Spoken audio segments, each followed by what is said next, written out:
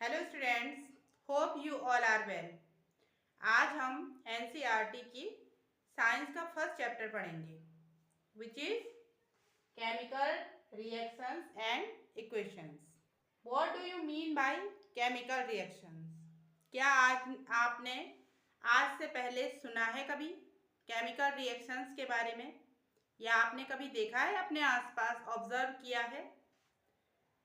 आप इजीली अपने आसपास बहुत सारी चीज़ों को अगर आप गौर से देखें तो आपको पता चलेगा कि जो केमिकल इक्वेशंस या केमिकल जो रिएक्शंस होती हैं हमारी आम जो हमेशा रूटीन जो मतलब डेली लाइफ में आप देखोगे तो आपको बहुत सारी रासायनिक अभिक्रियाएं दिखाई देंगी, केमिकल रिएक्शंस। ठीक है, तो जैसे आपने कभी देखा होगा, दही तो सबने खाई होगी, खाई है।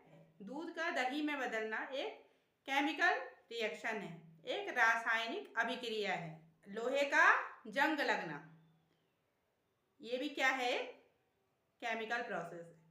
ठीक है, ऐसे ही बहुत सारी देखी होंगी आपने। अगर आप मोमबत्ती या कुछ भी जलाते हो, कागज़ जलाते हो, तो कागज़ जलाने की जो प्रोसेस है वो क्या है?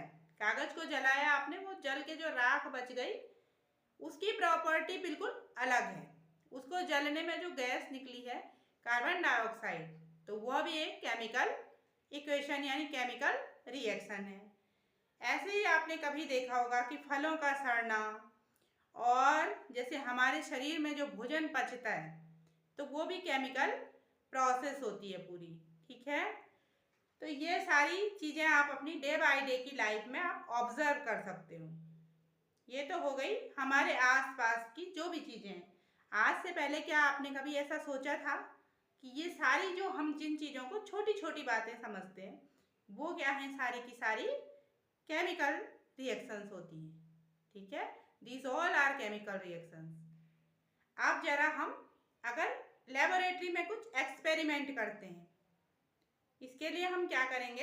एक मैग्नीशियम का रिबन यानी कि पतली सी पत्ती को मैग्नीशियम की ले लेंगे और इसे क्या करते हैं? सैंड पेपर पे रगड़ते हैं। सैंड पेपर पे क्यों रगड़ेंगे? सैंड पेपर पे? क्योंकि जो मैग्नीशियम होता है उसे अगर हम खुले में छोड़ देते हैं तो वो एटमॉस्फेयर की जो मॉइस्चर होता है उसमें जो ऑक्सीजन गैस होती है, ठीक है, मॉइस्चर मीन्स वाटर वेपर्स यानी कि H2O। H2O में उपस्थित जो ऑक्सीजन होती है उस ऑक्सीजन से रिएक्शन करके मैग्नीशियम ऑक्साइड बना देता है, यानी उसका ऑक्सीडेशन हो जाता है और उसके ऊपर वो परत जमी रहती है। तो हमें क्या करना है कि पहले उस परत को साफ कर देना है सैंड पेपर से रगड़ करके। उसके बाद क्या करेंगे? बर्नर होगा और बर्नर से उसे क्या करेंगे? हीट करेंगे। ठीक है, बर्नर से इसे हीट किया जाता है। मैं ऐसे ही दिखा रही हूँ आपको, टोंग से पकड़ना है, इसे टोंग से पकड़ेंगे। ठीक है, टोंग से पकड़ करके और बर्नर के ऊपर से इस तरह से रखेंगे। इस तरह रखेंगे कि वो डायरेक्टली हमारी जो फ्लेम हो हमारी आंखों में न जाए। ठीक है, आप क्या देखोगे कि एक बिल्कुल मतलब सफ़ेद सी जो लाइट होती है अचानक एक सफ़ेद सी रोशनी के साथ में मैग्नीशियम क्या होता है? जल जाता है और जल करके क्या बदल जाता है? राख में बदल जाता है।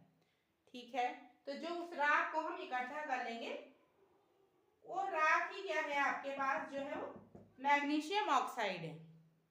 तो ये एग्जाम्पल है ऑक्सीडेशन का। ठीक है, ये आप करके देख सकते हो। तो ये केमिकल रिएक्शंस होती हैं।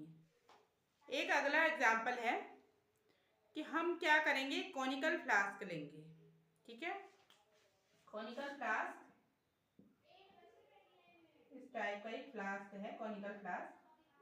एक कॉनिकल फ्लास्क लेंगे, उसमें क्या डालेंगे?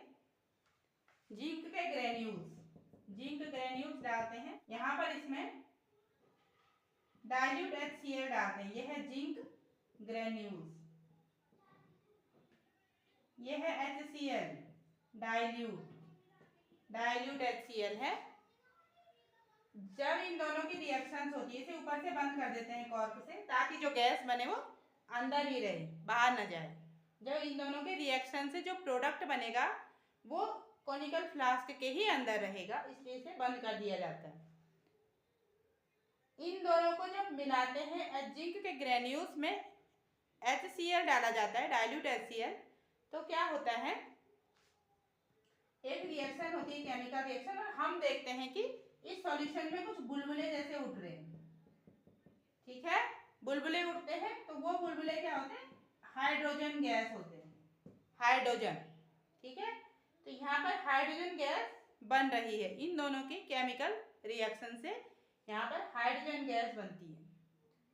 ठीक है, तो इतना आप समझ गए होंगे कि केमिकल रिएक्शंस, इन सब एग्जांपल्स को देने का मतलब क्या है, कि आप समझ रहे हो कि दो चीज़ें या दो से अधिक चीज़ें आपस में जब क्या कर रही हैं, रिएक्शन कर रही हैं, तो वो कुछ अलग ही चीज़ बनाते हैं।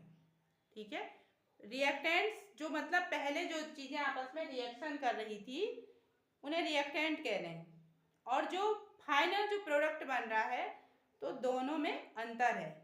यहाँ पर है था क्या, जिंक था, HCl थी, लेकिन बना क्या, हाइड्रोजन गैस।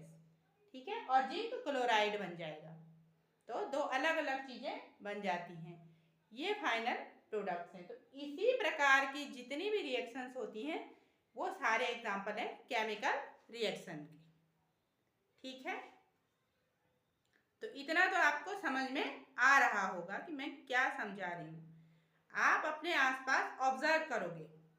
ठीक है, आप सब लोग अपने आसपास ऑब्जर्व कीजिए और कम से कम 5 ऐसी चीज़ें लिख कर लाओ कि ये केमिकल रिएक्शंस के एग्जाम्पल हैं।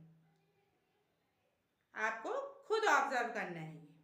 जब तक आप खुद ऑब्जर्व नहीं करेंगे तो इस तरह से आपको समझ में नहीं आएगा, और बहुत सारे आपके आसपास ही इतनी सारी चीज़ें हैं कि आपको बहुत सारे एग्जाम्पल्स मिल जाएंगे। अब हम इसी केमिकल रिएक्शन को अगर हमें लिखना हो, इक्वेशन के फॉर्म में लिखना है, इन्हें इक्वेशन फॉर्म में लिखना है, तो हम कैसे लिखेंगे। आपने मैथ में इक्वेशंस पढ़े होंगे, जैसे A + B = C। बस इसी तरह की इक्वेशन फॉर्म में हमें इन्हें लिखना है, उन्हीं को हम कहेंगे केमिकल इक्वेशंस। इसी को अगर हम इक्वेशन फॉर्म में लिखेंगे कि मैग्नीशियम और ऑक्सीजन के बीच में जो भी रिएक्शन हो रही है तो कैसे लिखेंगे, इसे हम अगर वर्ड इक्वेशन के रूप में लिखेंगे तो मैग्नीशियम प्लस ऑक्सीजन =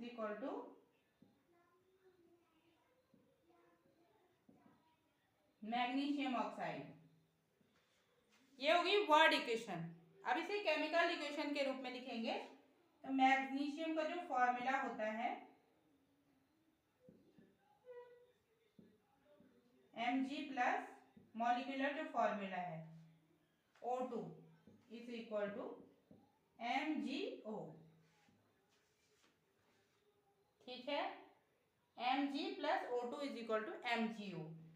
अब इसमें जो ये लेफ्ट हैंड साइड की तरफ है, ठीक है, ये होते हैं आपके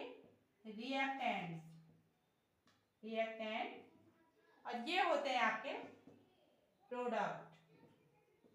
प्रोडक्ट एक भी हो सकता है, एक से ज्यादा भी हो सकते हैं, रिएक्टेंट कम से कम 2। ठीक है, 2 रिएक्टेंट जरूर ही होंगे। ये इस प्रकार से हमने केमिकल इक्वेशन लिख दी है, लेकिन ये केमिकल इक्वेशन सही नहीं है। सही क्यों नहीं है, क्योंकि यहाँ पर जो है वो मैग्नीशियम का एक मॉलिक्यूल है एक, और यहाँ पर मैग्नीशियम का एक मॉलिक्यूल है, लेकिन यहाँ पर ऑक्सीजन के 2 मॉलिक्यूल है, जबकि ऑक्सीजन यहाँ पर एक ही मॉलिक्यूल है। ठीक है, तो इसे बैलेंस रिएक्शन नहीं कहेंगे, यानी कि ये एक बैलेंस इक्वेशन नहीं है।